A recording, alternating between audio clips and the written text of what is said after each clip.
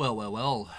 Two Byrds songs from two different albums that I really want to listen to all the way through. So, hey, let's go. Hi, guys. Welcome to Lee Reacts. Hope everyone's having a good day.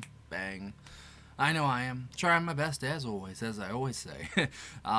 It's been really rainy and windy, and my Wi-Fi and electricity's been going, like, in and out. So it's been kind of an interesting couple days, I'm not going to lie.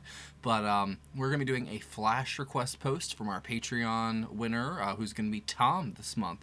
Thank you, Tom, for your support. Congratulations. We're doing two Byrds songs. They're fairly short, so we put them together. I See You from Fifth Dimension, and then Changes Now from the Notorious Byrd Brothers, which I don't think we've listened to anything from. We've done some tracks from Fifth Dimension, but I don't know if we've done anything from the other one. So maybe Tom can fill me in with some other good tracks from this album, because I'm kind of clueless. But I love the Byrds, man. Fifth Dimension, the songs we've done from it, honestly, kind of mind-blowing for the time. And I know I say that a lot, but the Byrds were special. Like, they legit were. So I really enjoy them. So don't forget to leave a like, comment, subscribe. I'll link my other Byrds. I think I have a Byrds playlist. If not, I'll make one above my head right there. Please leave a like, comment, subscribe. Check out the Patreon, or send a PayPal if you want to get a video just like this. Or you can just enter in the flash request post, and maybe you'll get one. Maybe you'll get lucky like Tom did. All right, here we go. The Byrds, I See You. I See You. 3, 2, 1, go. I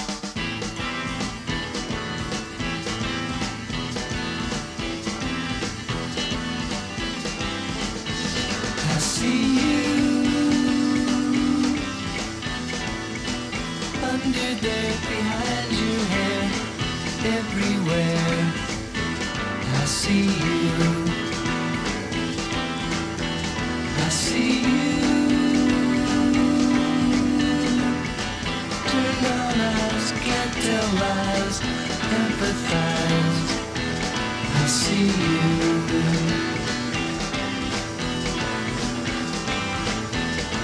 Warm sliding sun through the cave of your hair. Wind washing fields, kind of space living there. I see you. What the fuck? I know you. Met before 7th floor, First World War. I know you. Who lives there? Man, McGuinn is a genius, bro. I'm aware that you care. Who lives there? Oh, Three specks what a bright vibe. spiraling out in the sky. Catch my line, turn my head, have to look, don't know why. Who lives there? Oh my god. We thought tall. Listen to that snare in the back. Just a silent Drummers were going in. I see you under there, behind your head. Nice fill. God damn. I see you. I see you.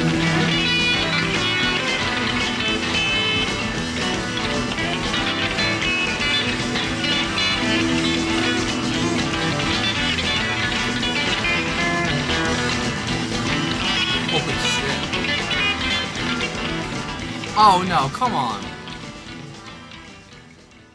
That's not fucking fair. No. That was incredible. God damn. Great pick, Tom. Changes Now. I love the horse. That's great. Changes now, changes now. Things that seem to be solid are not. All is now, all is now. The time that we have to live.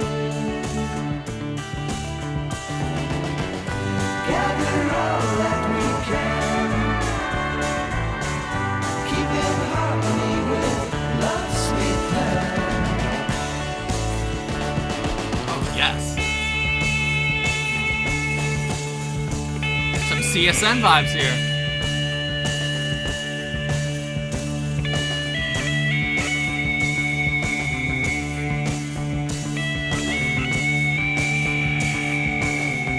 Whoa.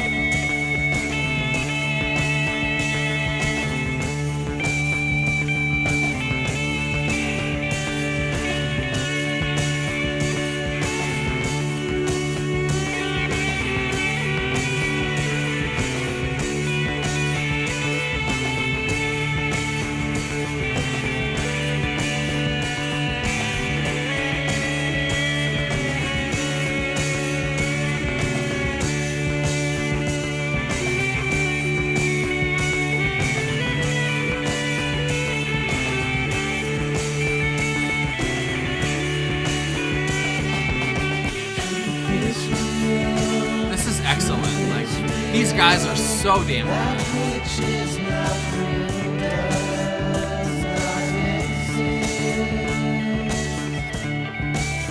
What a magical time to be alive.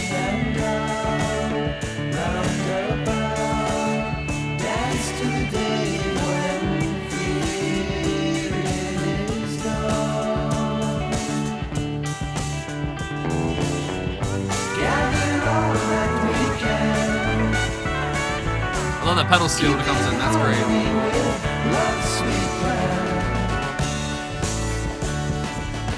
Changes now, things that seem to be solid are not. This is like an acid trip, man. Roundabout, dance to the day when fear is gone. Fear is gone. Fear is gone.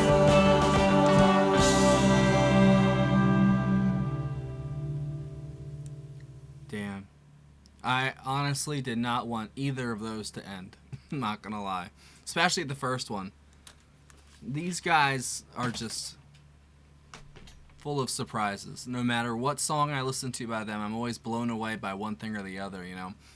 But listening to the lyrics to that second one, I love the psychedelic approach of just like the lyrics being, you know, just, I don't even know, abstract in a way, and like speaking on concepts and ideas that are beyond our usual understanding in a way, or they're just, you know, our actual understanding at the same time, you know. And they describe things very well, and they set the atmosphere with the music and the lyrics, and they're just like just in perfect sync, you know.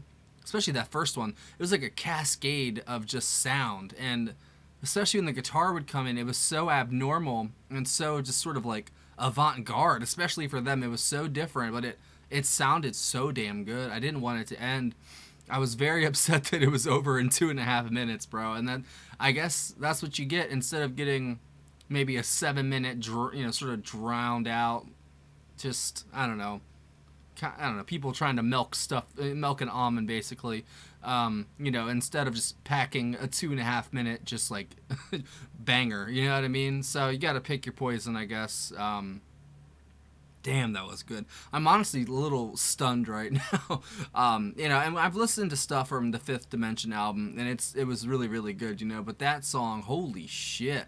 The lyrics especially, like, I really, really like the psychedelia. Like I said, like, I feel like that's the time in history that I would have fit in the most. Because I definitely feel like I didn't fit in the 2000s or the 2010s, or, you know, when I was growing up, basically, because everyone was pretty closed-minded to stuff like this, except a few certain people that were like my sensei, as I say, and they opened my mind to things that I didn't know were possible or didn't even think about, you know what I mean? Like, all it takes is one little spark, one little conversation, like just one little, it could be a sentence, and it can stick with you for the rest of your life, and it can open your eyes to so many different things you didn't see before. And I feel like a lot of people these days, they just walk around with their eyes closed, if that makes sense, you know. They're just focused on getting to the next task, completing it, and going to bed. They're not thinking about this reality that we exist in, and like why things are the way they are, and what controls it, what runs things. You know, is it just an accident? Was it on purpose? Are there dimensions beyond our own, as the album title's called? You know, the fifth dimension. Like, you know, they say we live in the third dimension, but I feel like we don't know shit.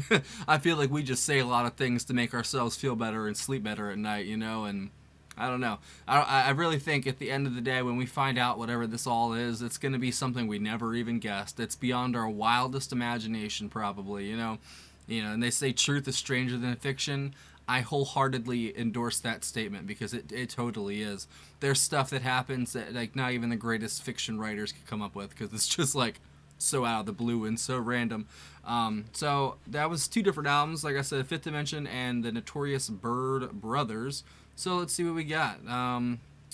Let's see. Fifth Dimension, the Byrds. Not the Turds. No, I'm good on that. The Byrds, Fifth Dimension. Sorry, I had it up, but it closed on me. Yeah. Alright, so that was Fifth Dimension was released on July 18th, 1966, Columbia Records. It was basically... Most of the album was recorded following the February 66 departure of principal songwriter Gene Clark. In attempt to compensate for Clark's absence, Jim and David increased their songwriting output. So basically, in spite of this loss of Clark, it resulted in an album with 4 cover versions and an instrumental, which critics have described as wildly uneven and awkward and scattered. However, it was the first Byrds album not to include any Bob Dylan songs, which had been the mainstay of the band's repertoire up to that point, which is very true. They did a lot of Dylan covers. Oh yeah, 8 Miles High, 5D, oh my god, yeah, there were so many bangers in this album we've listened to.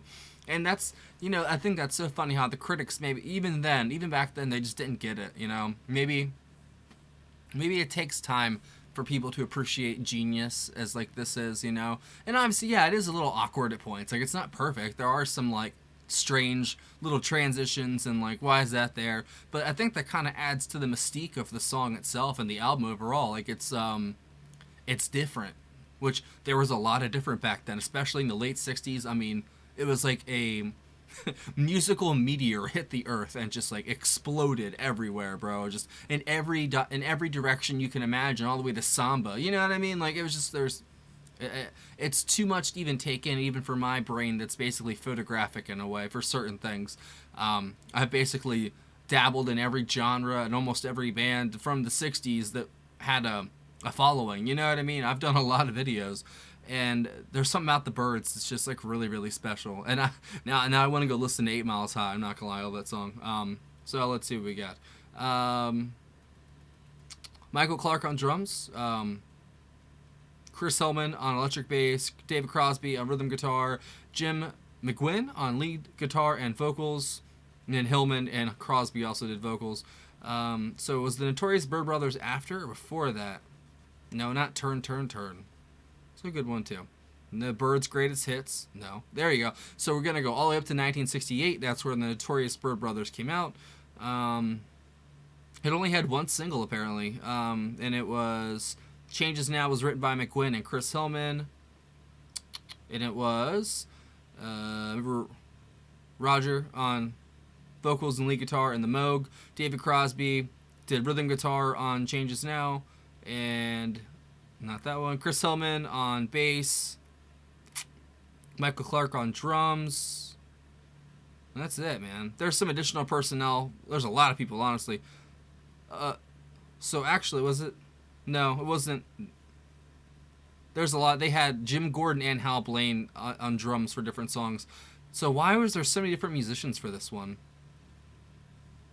Okay, so they were the sessions for this album were fraught with tension, resulting in the loss of 2 members of the band. Rhythm guitarist David Crosby was fired in '67, October, and drummer Michael Clark left the sessions midway through recording, and then he helped finish it. Basically, he came back, and then additionally, Gene Clark showed back up. So before leaving again, so it seems like this was a very fraught with tension, as they said.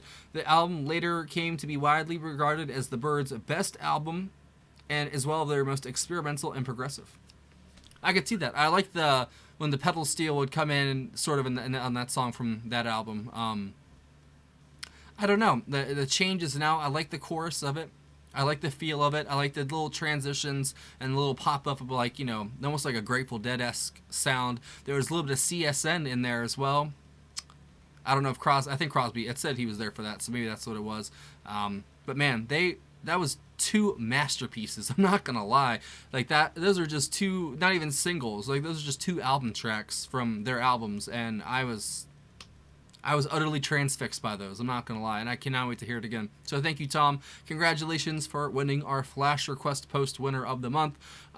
There will be another one as well from Patreon, and then I think 2 more from YouTube. So I try to even it up, so give requests to people that aren't in the tiers, because I'm not just like some paywall asshole. If I had more time, I would record 4 videos a day like I used to, but I just don't. And I don't have it in me anymore, to be honest. It's a lot of work. Even with the help I have now, if I had to post 3 to 4 videos a day like I used to, I would lose my mind. I'm not gonna lie. Thumbnails, descriptions, tags, copyrights. Like, it's just every video is like that. So doing a lot was a lot. When I had time and I'm not gonna lie, the passion and the burn that I had back then, which I still have in a way. I want to be more concise, as I've talked for so long. Not concise, specifically, but I try to be more focused, because I wasn't focused doing 4 videos a day. I was just trying to get through them. Now I can actually experience the music, kind of ruminate on it, give all my thoughts, maybe connect it to my life if there's anything, which, like I said, the only thing I can really connect with, I'd say with this, is I wish I lived in the 60s at this age, or maybe younger, and I could have experienced the Great Awakening, because I feel like there's an awakening happening now, but I can't help but feel that it's like forced, if that makes any sense, and it's like not real. Like, there's just, you don't even know what's true anymore. Like, I was having this conversation with somebody the other day.